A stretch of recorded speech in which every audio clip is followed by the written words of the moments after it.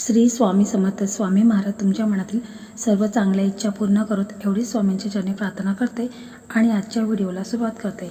तर मित्रांनो, 28 ऑक्टोबरला कोजागिरी पौर्णिमा आलेली आहे.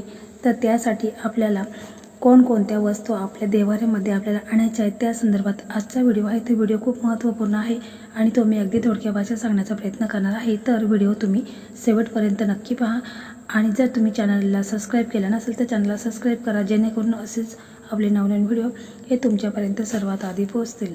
तर हिंदू धर्मात सण सर्व मोठ्या थाटामाटात साजरे केले जातात. प्रत्येक व्रताची आणि प्रत्येक सणाची स्वतःची एक कथा असते जी सगळ्यात महत्त्वाची असते. आपल्या देशात अमावस्या आणि पौर्णिमा याही विशेष मानल्या जातात. अश्विन महिन्यातील या पौर्णिमेला शरद पूनम किंवा रास पौर्णिमा असेही म्हणतात, जे शरद ऋतूच्या आगमनाचे लक्षण आहे.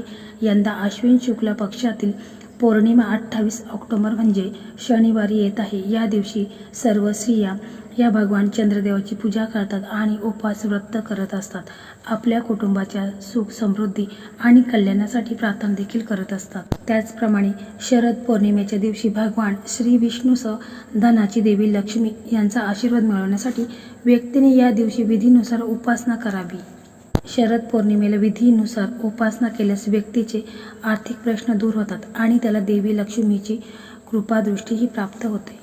तर मित्रांनो, या कोजागिरी पौर्णिमेच्या दिवशी आपल्याला आपल्या देवघरामध्ये काही वस्तू आहेत त्या आणायच्या आहेत.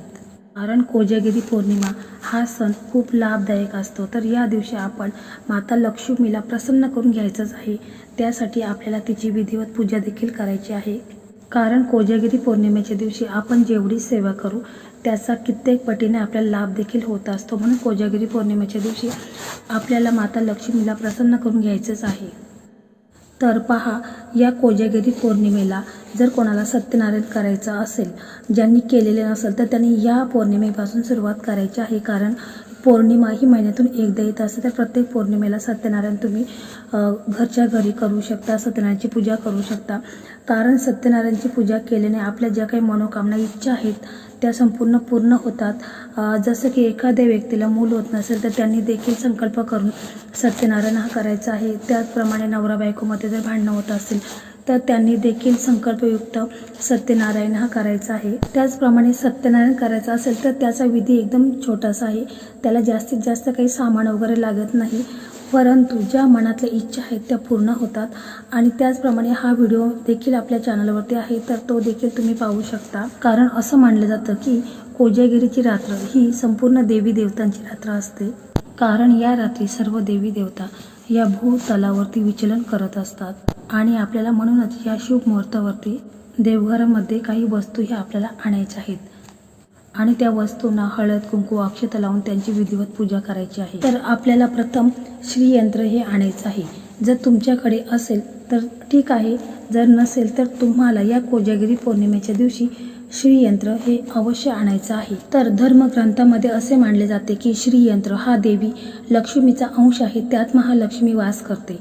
श्रीयंत्र ज्या ठिकाणी ठेवले जातो तिथले वातावरण पवित्र आणि शुद्ध होते. यामुळे देवी लक्ष्मीच्या आगमनात कोणताही अडथळा येत नाही. त्यामुळे घरामध्ये श्रीयंत्राची स्थापना करणे फायदेशीर मानले जाते. असं मानले जाते की ज्या घरात श्रीयंत्र आहे तिथे लक्ष्मी ही कायमस्वरूपी टिकून राहते. म्हणूनच आपल्याला या कोजागिरी पौर्णिमेच्या दिवशी श्रीयंत्र हे अवश्य आणायचं आहे. त्याचप्रमाणे दुसरी वस्तू ती म्हणजे लक्ष्मीची मूर्ती. तर तुमच्याकडे असेल तर ठीक आहे, जर नसेल तर तुम्ही या दिवशी लक्ष्मीची मूर्ती ही आणायची आहे. त्याचप्रमाणे जर लक्ष्मीचा शिक्का असेल तर तो देखील तुम्ही आणू शकता, किंवा असेल तुमच्याकडे तर चांगला आहे आणि नसेल तर तुम्हाला एखादा चांदीचा शिक्का ज्याच्यावर लक्ष्मीचा फोटो असेल बसलेल्या स्वरूपात असा तुम्हाला शिक्का आणायचा आहे. आणि शक्यतो तुम्ही मूर्ती आणतावेळेस देखील जी मूर्ती बसलेली असेल अशी मूर्ती तुम्हाला आणायची आहे. उभ्या स्वरूपाची मूर्ती ही आणायची नाही. तुम्ही लक्ष्मी आणि भगवान विष्णू यांचा एकत्र फोटो देखील तुम्ही लावू शकता.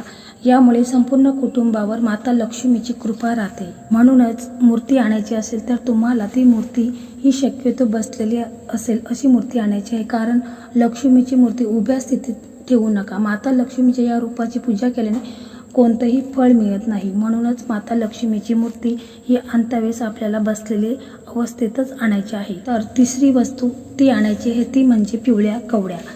तर पिवळ्या कवड्या देवी लक्ष्मीचे प्रतीक मानले गेले आहे, कारण समुद्र मंथनातून या कवड्यांची उत्पत्ती झालेली आहे। म्हणूनच महालक्ष्मीला कवड्या खूप प्रिय आहेत। म्हणून आपल्याला या दिवशी कोजागिरी पौर्णिमेच्या दिवशी कवड्या ह्या अवश्य आणायच्या आहेत। त्याचप्रमाणे मित्रांनो, आपल्याला चौथी वस्तू आणायची आहे ती म्हणजे कमलगट्ट्याची माळ। तर धनप्राप्तीसाठी करण्यात येणाऱ्या तंत्र उपायामध्ये विविध वस्तूंचा उपयोग केला जातो। कमलगट्टा त्यामधील एक आहे। कमलगट्टे कमळाच्या झाडापासून मिळतात आणि हे काळ्या रंगाचे असतात। हे बाजारात सहजरित्या मिळतील। मंत्र जपासाठी कमलगट्ट्याची माळ लाभदायक मानली जाते।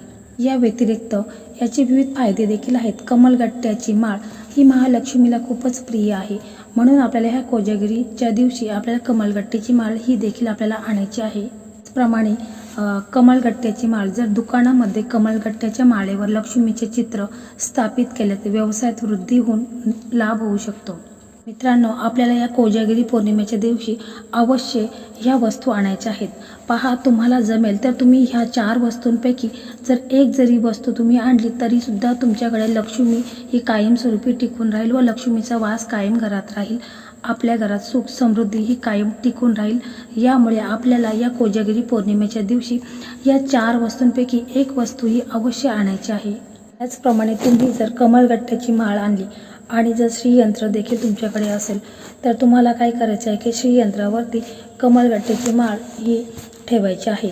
म्हणजे त्याचा इतका लाभ आहे की 108 कमळाची फुलं ही श्रीयंत्राला अर्पण केल्याचं लाभ आपल्याला मिळू शकतो।